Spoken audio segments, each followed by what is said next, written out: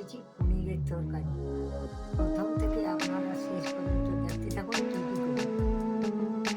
আজকে আমার নাতবউকে শেখাবো রান্নাটা, শেখাবো পনিরের তরকারি।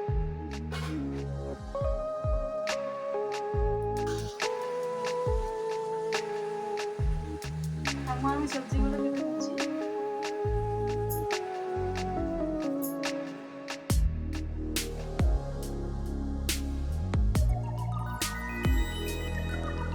আলুটা কেটে ধুয়ে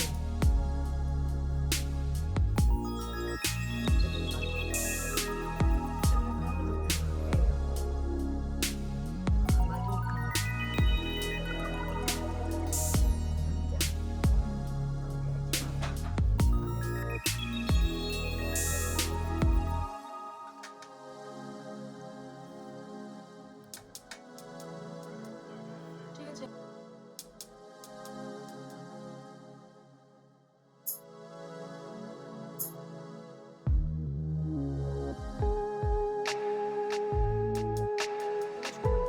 আমি দুধটা কুচিয়ে নিচ্ছি।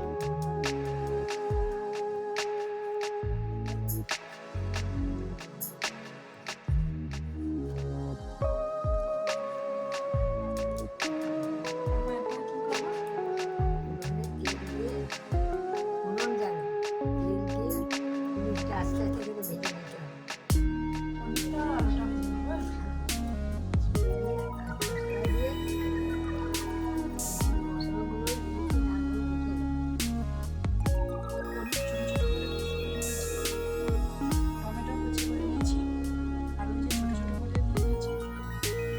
পেঁয়াজ কুচি করে নিয়েছি। রসুন বেটে নিয়েছি। আদা বেটে নিয়েছি। লঙ্কা গুঁড়ো, হলুদ গুঁড়ো, চিনি 1 চামচ, ধনিয়া গুঁড়ো, গরম মশলা। কি করে রান্না করছি দেখুন। আর অল্প পরিমাণ তেল নিয়েছি।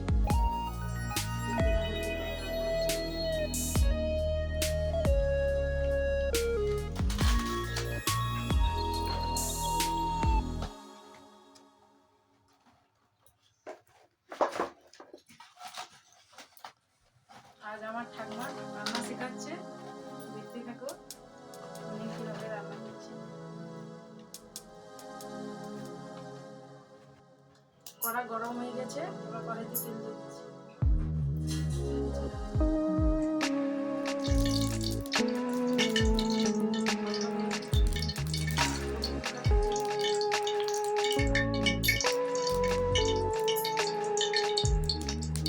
তেলটা গরম হয়ে গেলে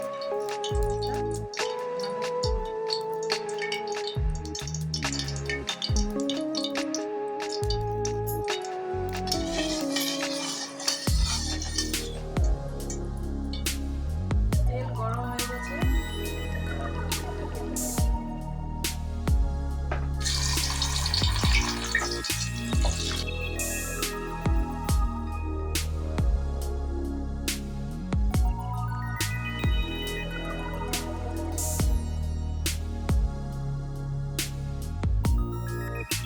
এবার হয়ে গেছে। বেশি লাল করলে শক্ত হয়ে যাবে। হালকা লালচে ভাব হয়ে গেলে নিয়ে নিতে হবে।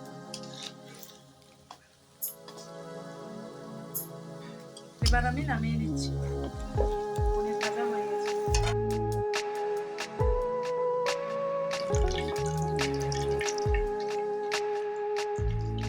এই তেলে আলুগুলো ভেজে নিচ্ছি।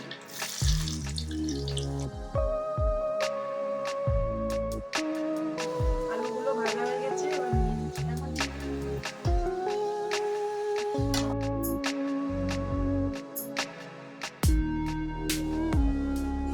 ওই তেলেই রান্না করছি।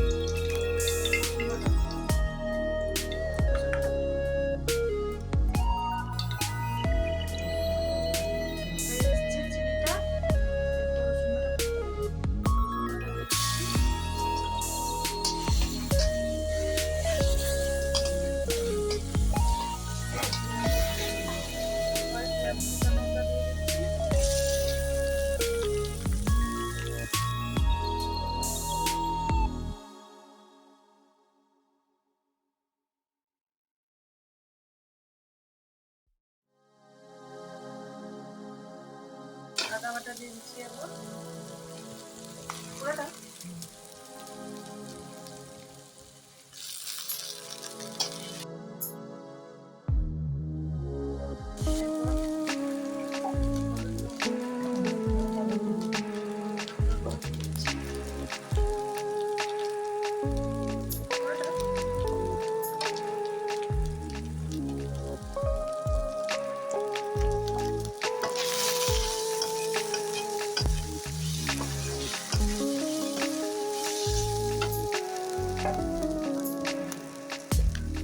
টমেটোটা দিয়ে দিচ্ছি। টমেটোটা দিয়ে দিচ্ছি।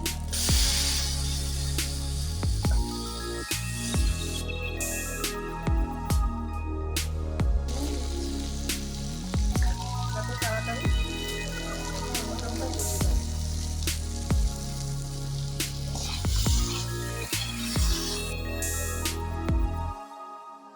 একটু ধনে গুঁড়ো দিয়ে দিচ্ছি। ধনে গুঁড়ো, গরম মশলাটাও দিয়ে দিচ্ছি।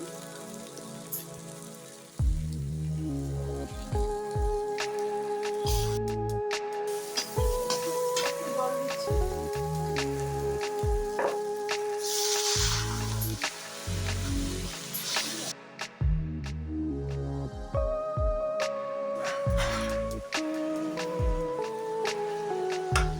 আলু দিচ্ছি। আলুটা দিয়ে দিচ্ছি।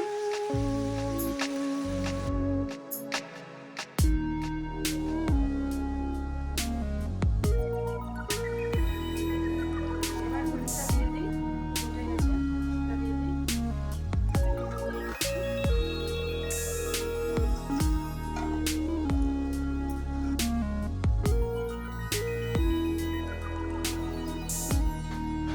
এটা খুব সুন্দর লাগছে দেখতে।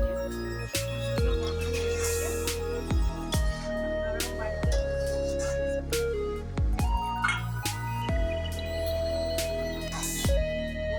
রেসিপিটা আমার রান্না হয়ে গেছে দেখো। এবার আমি নামিয়ে নিচ্ছি।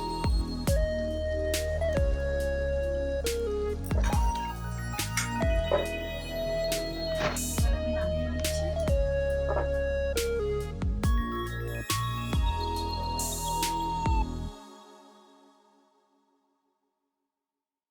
রান্না হয়েছে, খাও। আজকে আমার নাতিগুলো রান্না করছে, আমার কাছ থেকে শিখছে। আমি দেখি কীরকম হয়েছে। আপনারাও খাবেন বাড়িতে রান্না করে। আমার তো ভালো লেগেছে। আবার পরে ভিডিওতে দেখা হবে।